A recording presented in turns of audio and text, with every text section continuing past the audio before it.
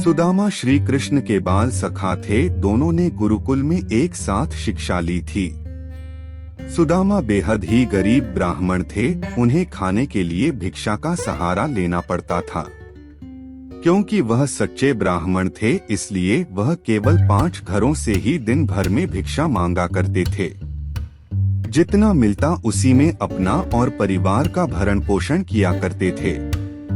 यह भिक्षा उनके लिए पर्याप्त नहीं था, अर्थात उनका और परिवार का पेट ठीक प्रकार से नहीं भर पाता था। इसी भिक्षा से अतिथि सत्कार भी हुआ करता था। सुदामा की पत्नी को यह ज्ञात था कि श्री कृष्ण द्वारिका के महाराजा हैं। वह सुदामा के बाल सखा हैं। उनके ऐश्वर्य और वैभव की ख्याति दूर दूर तक फैली हुई थी। अगर सुदामा अपने सखा से सहायता मांगेंगे तो वह ना नहीं कहेंगे। ऐसा विचार करते हुए उन्होंने काफी प्रयत्न के बाद सुदामा को द्वारिका जाने के लिए मना लिया। रास्ता बहुत लंबा था और जाने का एकमात्र साधन स्वयं अपने 2 पैर थे। सुदामा अपने मित्र से मिलने संकोच और लज्जा के साथ द्वारिका की ओर निकल गए। काफी दूर चलने के बाद उन्हें रास्ते में मुरारी से भेंट हुई। उसके पास एक बैलगाड़ी थी जिस पर व्यापार के लिए खूब सारा माल लगा हुआ था। मुरारी ने सुदामा को अपने साथ द्वारिका चलने के लिए मना लिया। दोनों बैलगाड़ी पर सवार होकर द्वारिका की ओर चलने लगे। रास्ते भर मित्र की भांति मुरारी सुदामा के साथ हंसी ठिठोली करता रहा।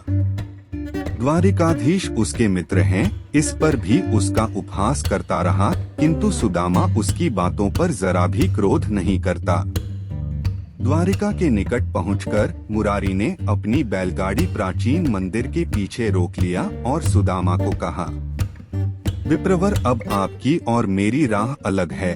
अब आप द्वारिका प्रस्थान कीजिए और मैं अपने व्यापार के लिए आगे बढ़ूं। ऐसा कहते हुए दोनों अपनी राह अलग अलग चुन ली। सुदामा कुछ दूर गया ही होगा कि वह धन्यवाद और उससे कहाँ रहता है जानने के लिए मंदिर के पीछे आया, किंतु वहाँ कोई नहीं था और ना ही बैलगाड़ी या उसका कोई नामो निशान।